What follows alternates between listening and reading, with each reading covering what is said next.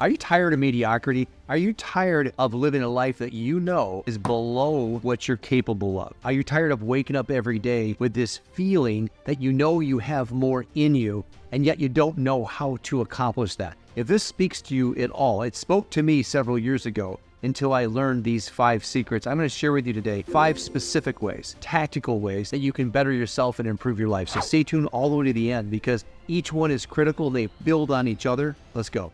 My name is Kevin Yoder, mindset coach and creator of the Inner Game of Achievement. I help people improve their patterns of thought so that they can terminate those limiting beliefs, boost their confidence, and accomplish their most inspiring goals for life and business. About 7 years ago, I had reached a point in my life, in my business, where everything was pretty much stagnant. And I was looking for a way to pour into myself so that I could pour into others. So my mentor, Bob Proctor, taught me many, many things. And one of the best things that I learned from being a student of Bob Proctor's work was this concept of study and working on myself. And if I hadn't learned that, I wouldn't be sitting here making this video with you today. So let me start off with the first one. The first one is critical, absolutely critical. If you don't get this one in place, odds are you probably will not put the other 4 into place, which is why whenever I start coaching with somebody, this is the first thing I share with them. I ask them a question. Tell me about your morning routine. What do you mean? I wake up, I brush my teeth, I have breakfast. What else are you doing before you run off and get in your car and go to work? Oh, that's pretty much it. I listen to talk radio or I watch the news.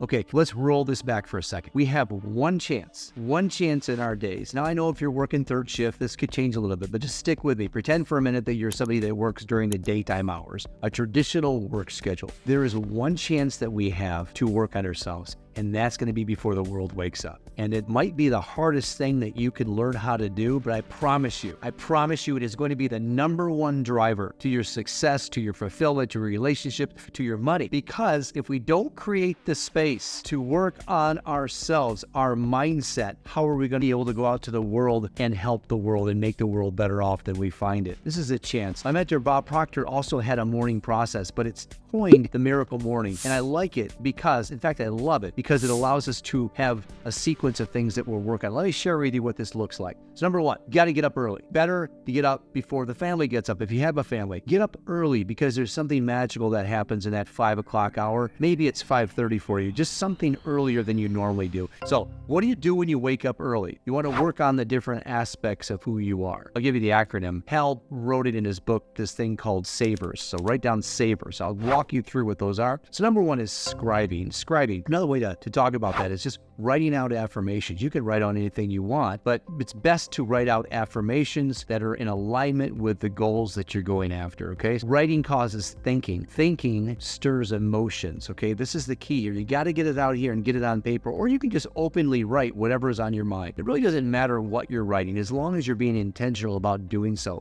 An affirmation could be anything, but it's positive and it's affirmative. It's stated in the present tense. So you don't want to say something like, I am going to, or I will. More like I am. So for example, let's say that your goal is to earn $1 million in gross revenue for your company in the next year. You'd say something like, I am so happy and grateful now that my company earns, or I attract. Oh, it's a better word than earns, isn't it? I attract $1 million in gross revenue by serving clients, leaving them better off than I find them. Whatever those other words that you can use to make the affirmation more powerful through emotions. So that's affirmation. So don't miss this one. It's super critical. The third one, the V, is visualize. Spend a few minutes visualizing your goal. See your goal on the screen of your mind. Create a mental movie. And you have to see yourself in the movie. See yourself feeling and experience the very thing that you're going after. If you don't have all of your senses involved here, who's there with you? What does it feel like from the vantage point of a movie? And then flip it around and look at yourself back from another angle. This is super important. Once you see yourself in that environment, you see your subconscious mind goes to work while you're sleeping. Goes to work during the day, because if you see it, the more you see it, you're experiencing it. If it's not actually in your physical environment right now, then your subconscious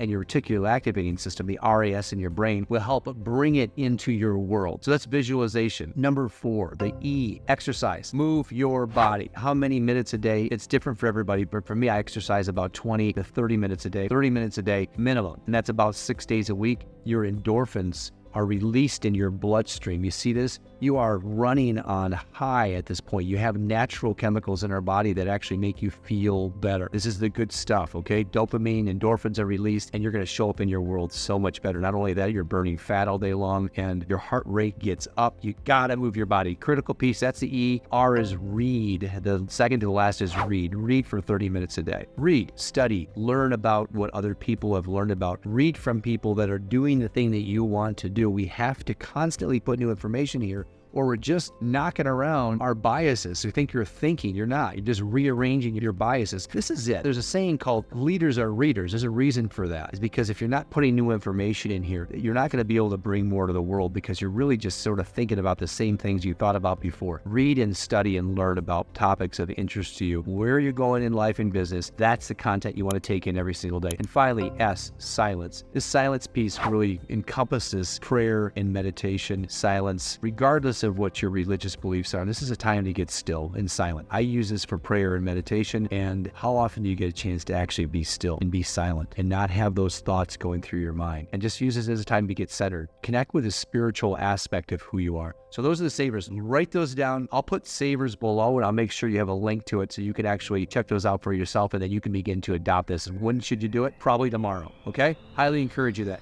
Number 2, set meaningful goals. This is the key. So you're working on yourself. You have a time in the morning that you're going to work on yourself, but the question remains is, what are you moving towards? Because if you're not moving towards something, what's the real point of working on yourself? Meaningful goals are defined as those things that are worthy ideals. These are things that are worth your time. So come up with something that is super meaningful for you. This is a type of a goal that gets you out of bed early in the morning without an alarm clock. It scares you a little bit because you've never done it before. This is a type of goal that in order to achieve this goal, you need to be a bigger, better, faster, better version of yourself. When you've arrived, you've evolved. That's the kind of goal this is. So run it through that filter of that goal setting exercise, and it has to be something that's meaningful. I advocate for my coaching clients to have one for business and one for personal, and get super clear on the type of goal that you want to move. What is it that you want? That's the question. What do I want? Not, can I achieve it or not? That's not the question you're asking yourself. Ask what you want, fill in the answers with what is it you truly want for life and business, and have it be something that is super big and exciting, okay?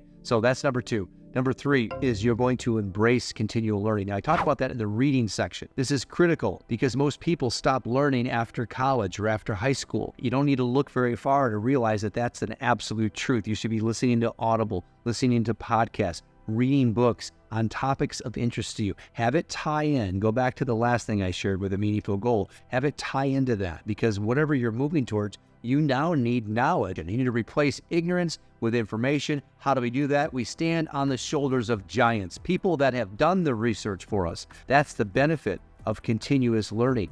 Constant and never-ending improvement. Number 4, cultivate positive relationships. You've heard this saying before. 5 people that you spend the most amount of time with is who you eventually become the average of. Your personality become, your income is the average of those people. The way you think, the level of conversation of those 5 people is going to be how you communicate and what your conversations are. How about income? What about money making? Think about the conversations about business owners or high-octane entrepreneurs. Do you think they have time to complain or to criticize or to condemn? No, they don't, because there's places that we are going. We are going somewhere, and we don't have time for all of that.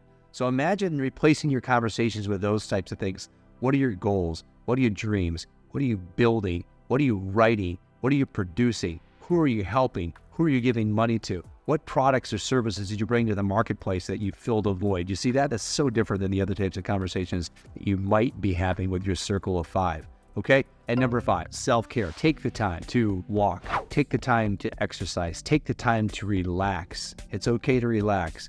If you're doing all these things in your life and you're looking to improve yourself in life and business, you can take a day, just wind down, go for a walk, or whatever it is that you love to do, play a sport. And it's important that you do that, because if you don't have that last 5th one in there, you're going to feel a little bit burnt out. And so just choose a day a week, or maybe it's a couple hours a day where you're doing something for yourself. So those are the 5 ways to better yourself and improve your life. I hope that this has served you today. That's the purpose of this.